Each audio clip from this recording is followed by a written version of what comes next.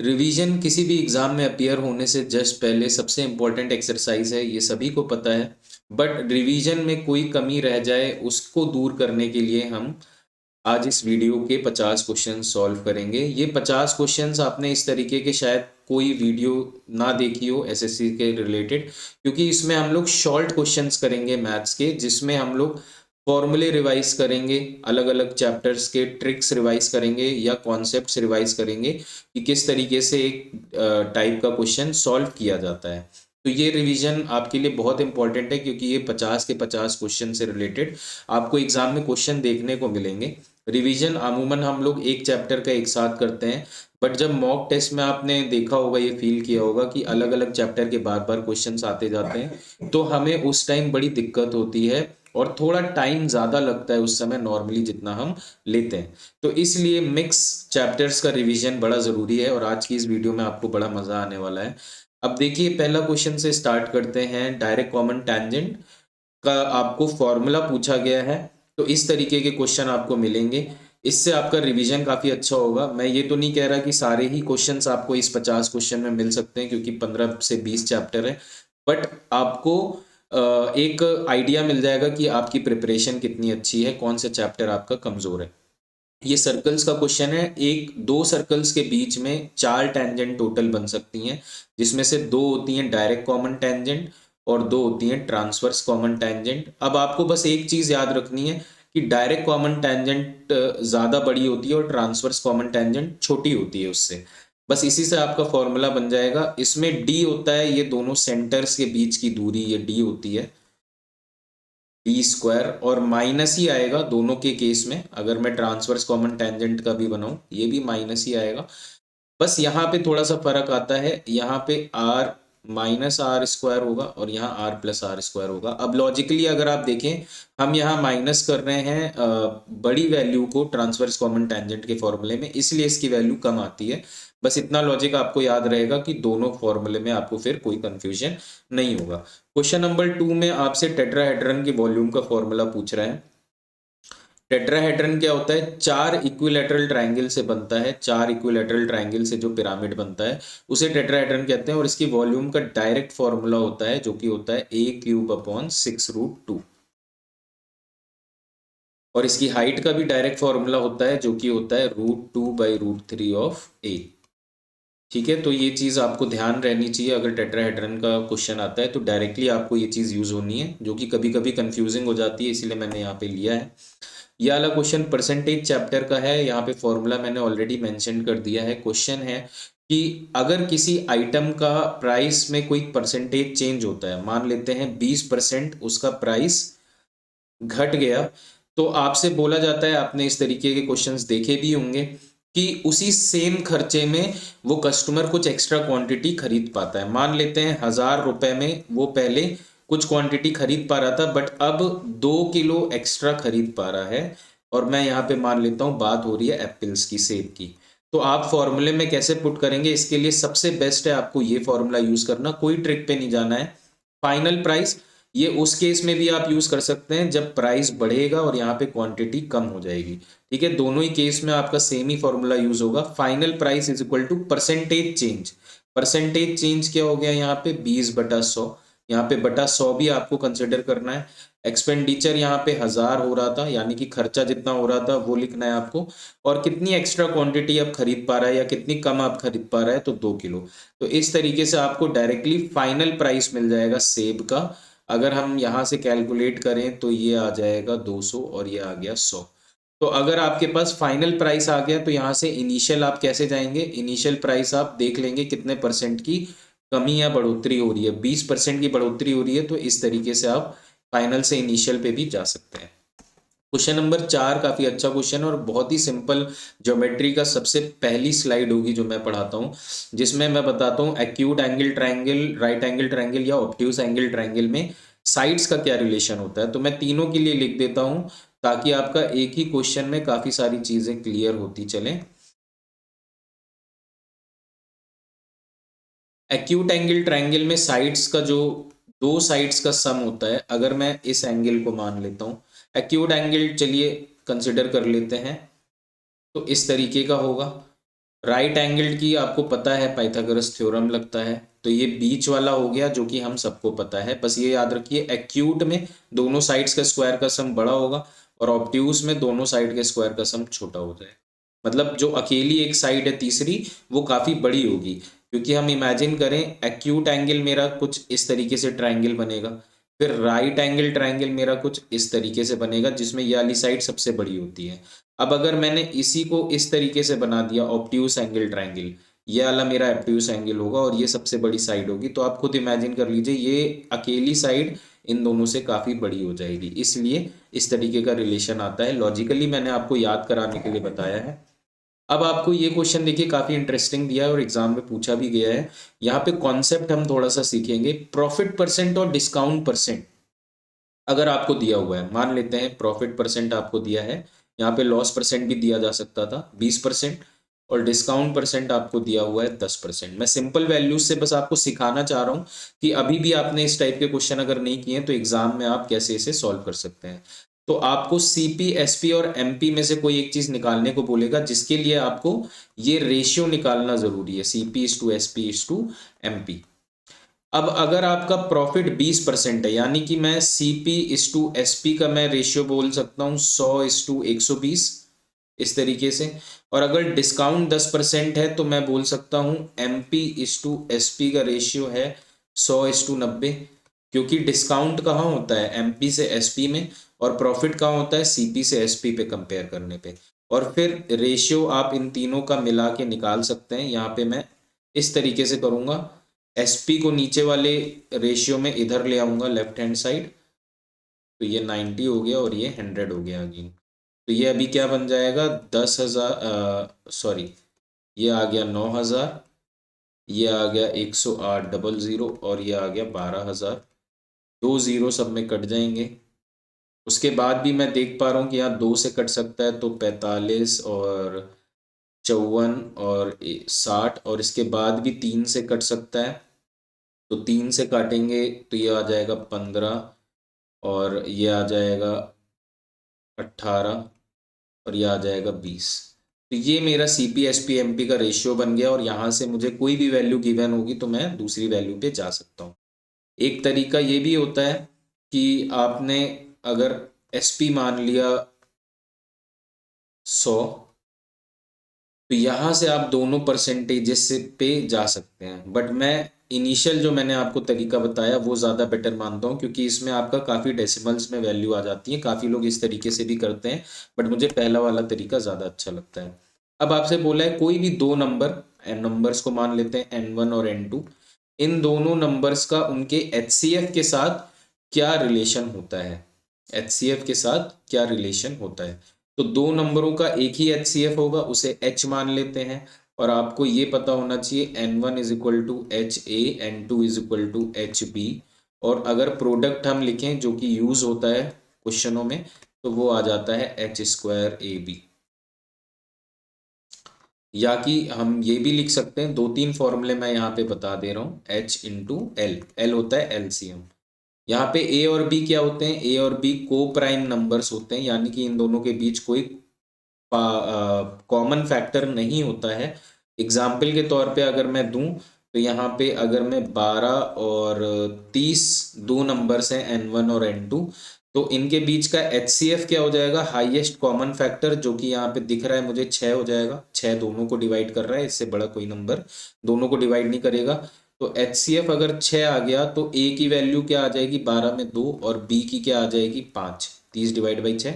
और यहाँ से अगर मैं देखूं एलसीएम क्या आएगा इन दोनों का, तो एलसीएम ये आ रहा है 2 स्क्वायर इंटू 3 की पावर 1, और ये आ जाएगा 2 into power 1 into 3 power 1 into 5 की पावर 1।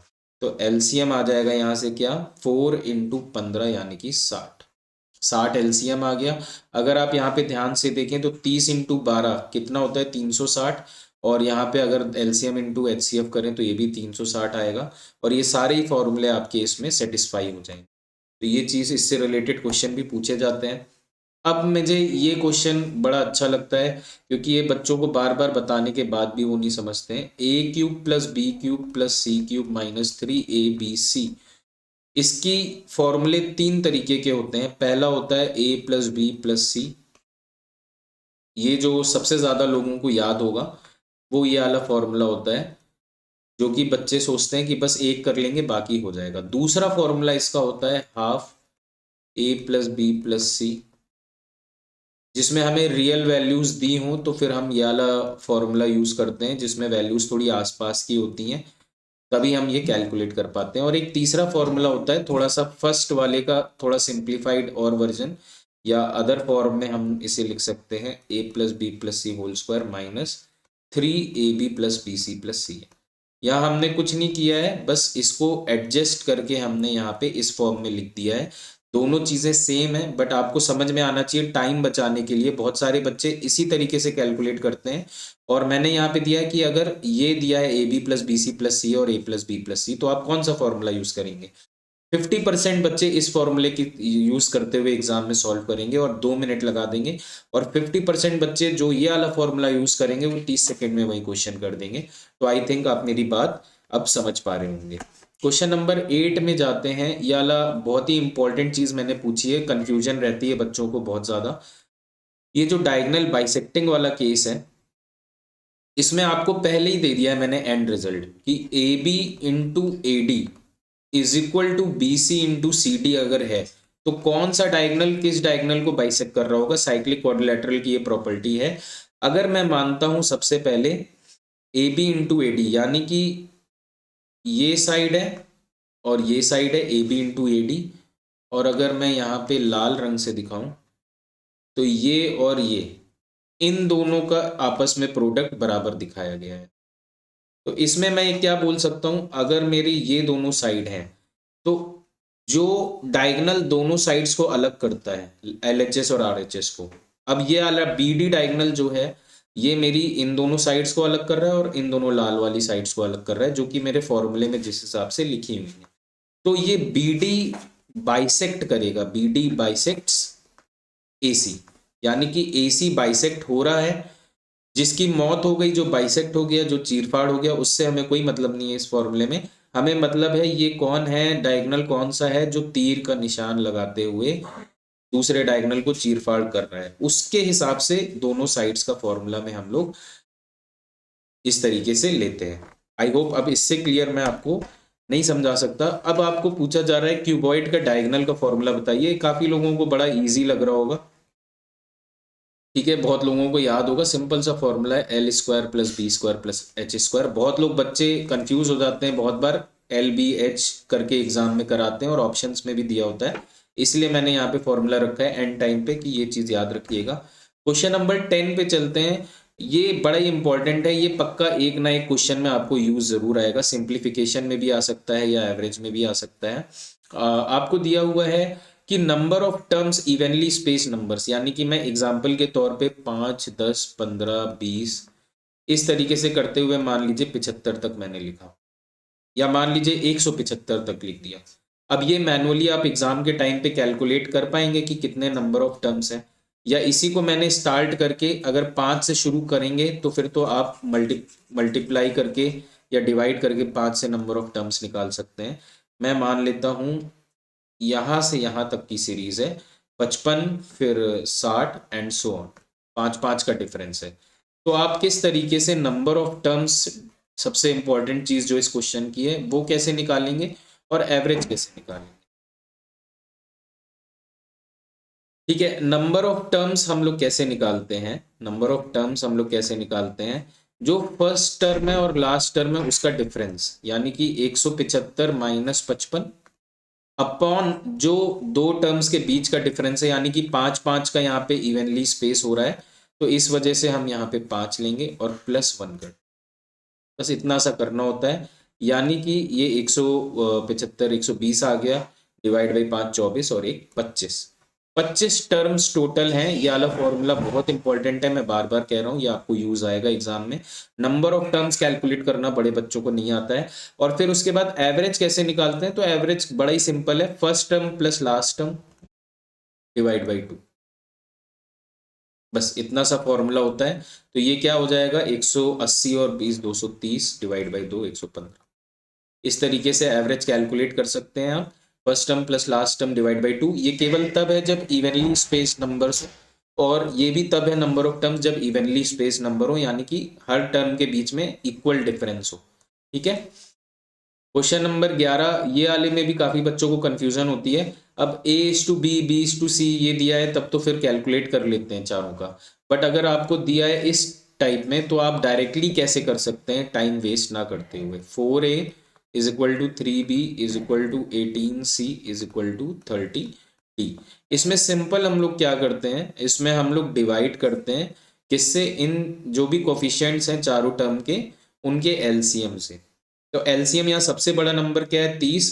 हम यहाँ पे प्रॉपर वो पावर्स वगैरह ना लिख के सबसे बड़ा नंबर, क्योंकि छोटे छोटे ही है, उसकी टेबल देखेंगे। 31 ज़ा 30, ये चारों को डिवाइड नहीं हो रहा है। 32 ज़ा 60, ये भी नहीं हो रहा है। 33 ज़ा 90, 94 से नहीं डिवाइड होगा। 34 ज़ा 120, ये भी 18 से डिवाइड नहीं होगा। 35 ज़ा 150, 36 ज़ा 180, 180 चारों से डिवाइड हो रहा है, तो 180 एलसीएम आएगा। इससे हम डिवाइड करेंगे।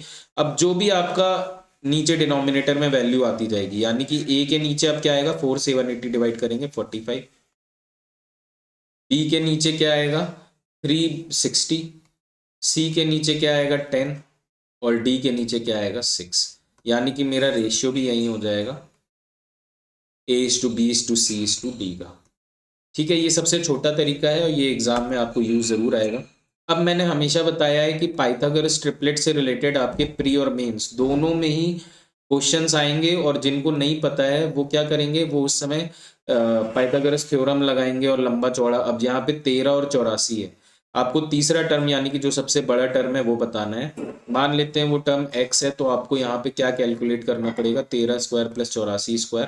पहले तो आपको 84 का स्क्वायर लगाना पड़ेगा, फिर उसके बाद पूरा करना पड़ेगा। उसमें दिमाग इतना ज़्यादा फ्रस्ट्रेट हो जाता है कि 1 मिनट इसी में लग जाएगा, या एटलीस्ट 30 सेकेंड्स आपको इसी में लग जाएंगे, और बाकी बच्चे आपसे आगे निकल जाएंगे। पाइथागोरस ट्रिपलेट्स 15-20 ही हैं, मैंने एक शॉर्ट्स वीडियो में निकाला हुआ है, तो वो आप जाके देख सकते हैं मेरे चैनल पे। इसका डायरेक्ट आंसर हो जाएगा 13, 84 एंड 85। ये पाइथागोरस ट्रिपलेट्स होते हैं। ऐसे बहुत सारे होते हैं, जैसे कि 11, 60, 61, ये भी बड़ा कॉमन है। जैसे कि 8, 15, 17।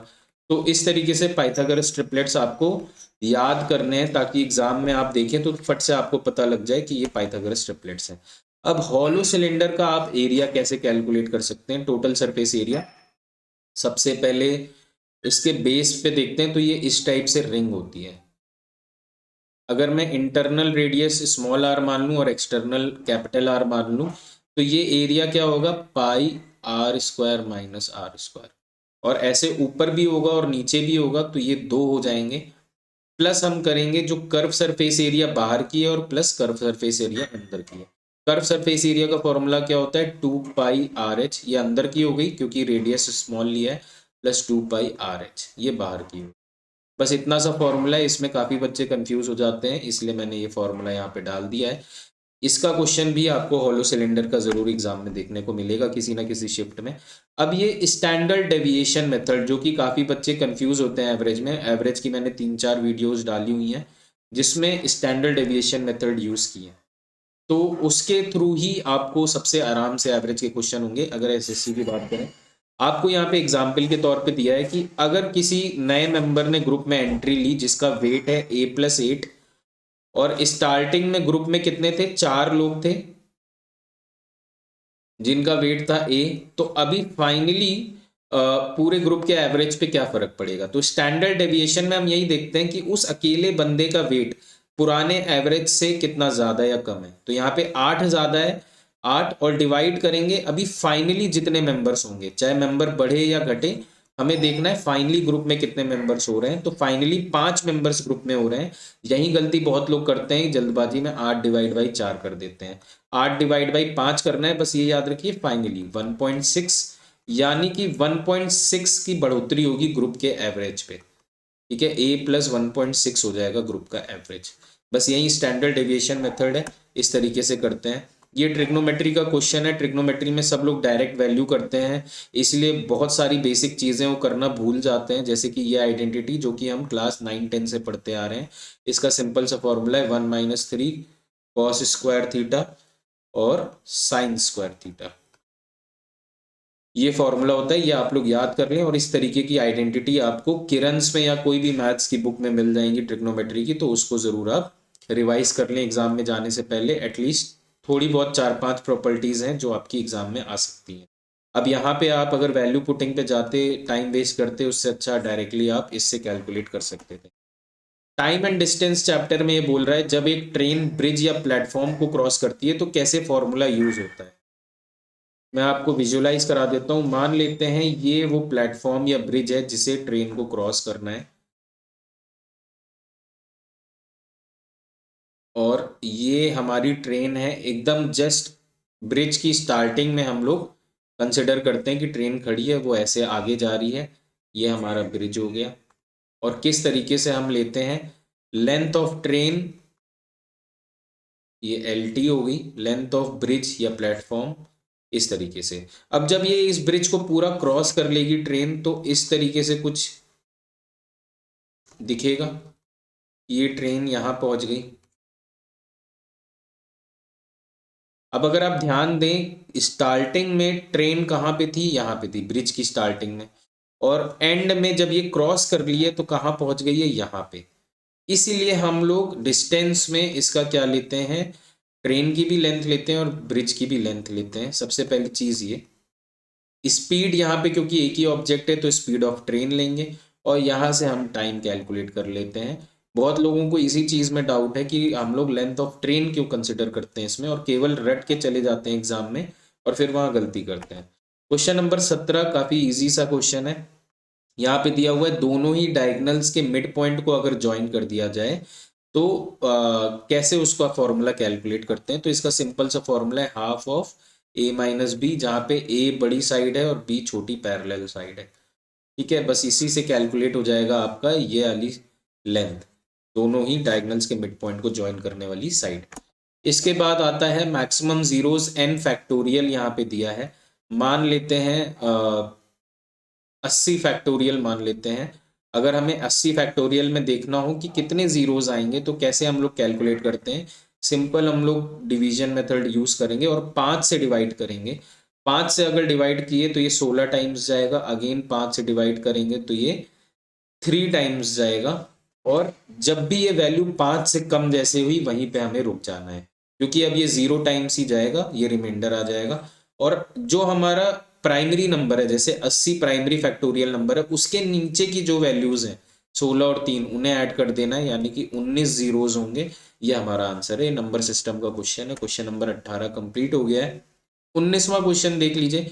ये मैं डायरेक्ट आपको बोलूंगा कि ज़्यादा समझने की ज़रूरत नहीं है, बट फिर भी आप समझना चाहते हैं तो मैं बता देता हूँ। बट इसमें फॉर्मूला याद रहेगा तो काफ़ी इनफ है आपके लिए। देखिए, एक स्फेयर को या तो दो भाग में बांट सकते हैं जब एक एक्सिस के अलोंग करते हैं, मान लेते हैं एक्स एक्सिस। उसके बाद 4 भाग में बांट सकते हैं जब एक्स और वाई एक्सिस में कटता है, और 8 भाग में काट सकते हैं जब एक्स वाई जेड तीनों एक्सिस के अलोंग कटता है। तो ये बोल रहा है जब तीनों एक्सिस के अलोंग 8 पीसेस में वो स्फेयर कटता है तो टोटल सरफेस एरिया कोई एक पीस का आपको बताना है। कुछ इस तरीके का एक पीस वो दिखेगा कटने के बाद, ऐसे 8 पीस होंगे। सॉरी। आई होप आप लोग को मज़ा आ रहा हो, क्योंकि अभी मैं जानता हूँ एग्ज़ाम का टाइम है और काफ़ी प्रेशर होगा आप लोगों पे। इसलिए मैं चीज़ें ऐसा बता रहा हूँ कि हो सकता है इस वीडियो से आपका एक भी क्वेश्चन अगर अच्छा से सही हो जाए तो मेरे लिए वही बहुत होगा।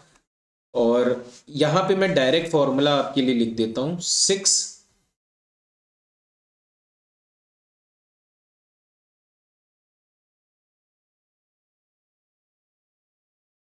ठीक है, ये है total surface area of all the pieces combined. जब ये एक्स एक्सिस, यानी कि एक एक्सिस, दो एक्सिस और तीन एक्सिस से कटेगा, यानी कि जब इसके दो टुकड़े होंगे, चार टुकड़े होंगे और 8 टुकड़े होंगे। तो ये चीज आपको याद रखनी है। दोनों चीज मैंने बता दी, एक्सिस वाइज भी और पीसेस वाइज भी। तो ये टोटल है। अगर टोटल आपको याद है 6 8 10, बस डिवाइड बाई उतने पीसेस कर दीजिए तो इंडिविजुअल पीस का आएगा। अगर डिवाइड बाई 2 कर दें तो ये आ जाएगा 3 पाई r², इसमें आ जाएगा 2 पाई r², इसमें आ जाएगा 5/4 पाई r²। बस ये चीज आपको याद रखनी है, इसलिए मैं बोल रहा था आपको मेन ये चीज याद रहनी चाहिए। क्वेश्चन नंबर 20 आपसे बोल रहा है इंस्टॉलमेंट्स कैसे कैलकुलेट करते हैं कंपाउंड इंटरेस्ट के क्वेश्चन में। तो ये सिंपल सा एक फॉर्मूला है और मुझे यही फॉर्मूला पसंद है यूज करना। कोई और ट्रिक पे मैं नहीं जाता हूँ।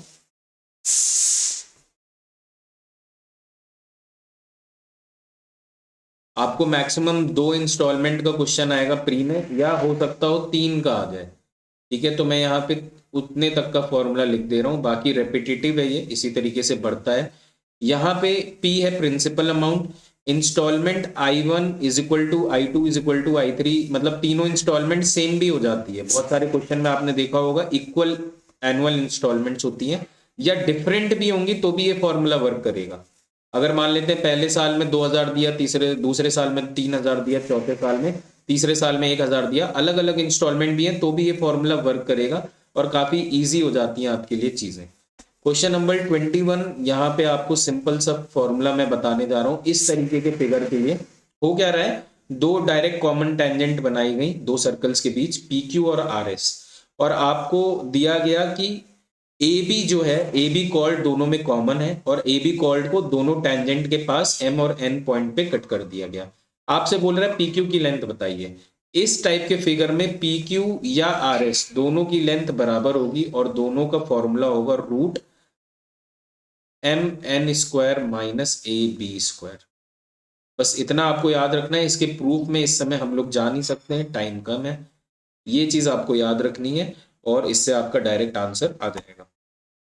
ये वाला क्वेश्चन मैंने डाला है क्योंकि ये मैंने पहले भी ट्रिग्नोमेट्री के वीडियो में बताया हुआ है, बट आप लोग को अगर नहीं ध्यान है, सिंपल सा ये याद रखना है, sec theta plus tan theta कभी भी आए तो आप ये एक बार जरूर चेक कर लें कि ये 1 sec theta minus tan theta के बराबर होता है। तो अगर उससे आपका आंसर जल्दी निकल रहा है तो ये जरूर एक बार चेक कर लें, इसलिए मैंने यहाँ पे डाल दिया है। इसके बाद आपसे बोल रहा है कोई कभी अगर क्यूब एक मैक्सिमम साइज का एक हेमिस्फेयर में अगर रख दिया जाए तो उस क्यूब की साइड आप कैसे कैलकुलेट करेंगे। तो साइड ऑफ द क्यूब होती है √2/√3r, यानी कि जो इस हेमिस्फेयर का रेडियस होगा, हेमिस्फेयर का जो रेडियस होगा उसके हिसाब से हमारा ये रिलेशन निकलता है दोनों के बीच। Side of the maximum size cube is kept inside the hemisphere, तो वो उसके रेडियस के हिसाब से √2/√3r के बराबर होता है। अच्छा, ये क्वेश्चन मैंने इसलिए डाला है क्योंकि बहुत बच्चे परसेंटेज के बेसिक फॉर्मूले में ही कंफ्यूज हो जाते हैं या एग्जाम में गलती कर देते हैं, और ये डीआई में भी काफी सारी गलतियां होती हैं इस टाइप के, और आपको गलत ऑप्शन भी मिलेगा, तो ये चीज जरूर ध्यान रखें।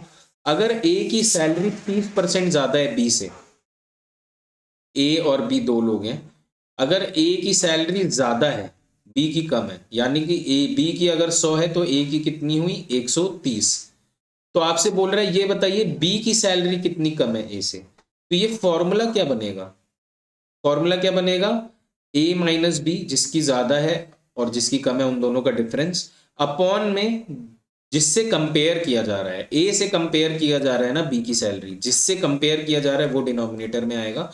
आई नो कि बहुत सारे बच्चों को ये बड़ा सिंपल क्वेश्चन लग रहा होगा, बट फिर भी एग्जाम में आप देखिएगा आपको ये जरूर याद आएगा कि मैंने इस तरीके से आपको बताया था, क्योंकि ये गलतियां बहुत बार हो जाती हैं। तो ये जो भी कैलकुलेट करने पे आए, मेरा मेन मकसद था ये बताने का आपको। क्वेश्चन नंबर 25 पे आते हैं। If a cars speed calculated without considering stoppages and with stoppages is given.